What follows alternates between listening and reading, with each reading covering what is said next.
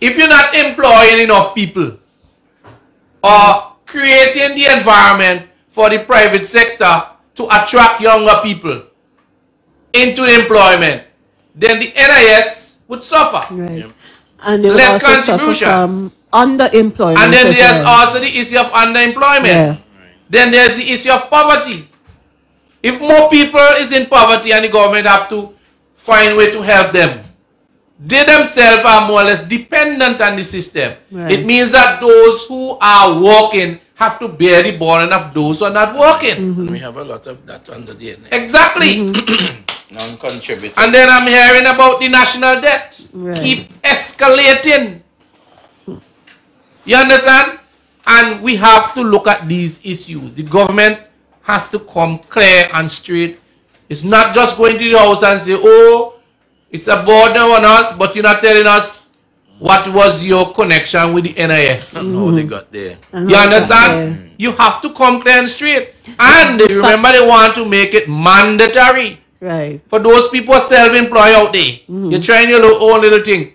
What about the people working in the market, the vendors? They're coming at you again. Yes.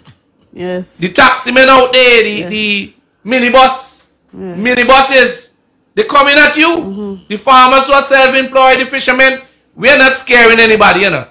But what is going to happen? They're going to make it mandatory. And in order to make it mandatory, you have to impose a law. Just like the mandatory vaccination policy. This is coming. So, you're self-employed, you're a worker, you need to get yourself unionized. It's only the trade union is going to stand up and fight for you. Nobody else. Pastors in the church, they're coming at you because you're self-employed.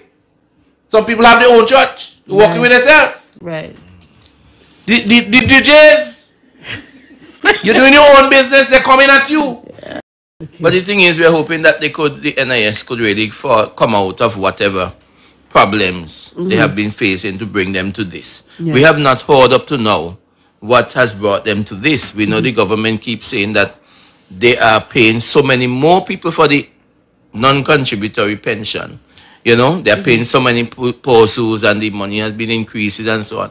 I don't think we could say the same for the NIS. Right. Because the NIS was supposed to be an independent body set up just to do this. Precisely. So I think I agree with the caller who said that we need to hold them to account. Right? To hold them to account, to tell us how the monies were spent and now that persons are getting older. But really and truly, I would love to see them come out of this, you know, without having to really put more pressure on workers. I think workers really can't bear anymore. So they need to go back to the drawing board and look at more creative ways of dealing with the issues rather than coming and saying you're going to really up the age. Again, after putting people in so much distress with the age that they have opted. Some persons right now are home without a dollar, you know, because they did not receive, they did not qualify. They were not qualified for non-contributory pension. So they were depending on the NIS at age 60. And they're telling them they have to wait until 64 and they have to wait. How are people supposed to survive? Right. You know? So that is my concern.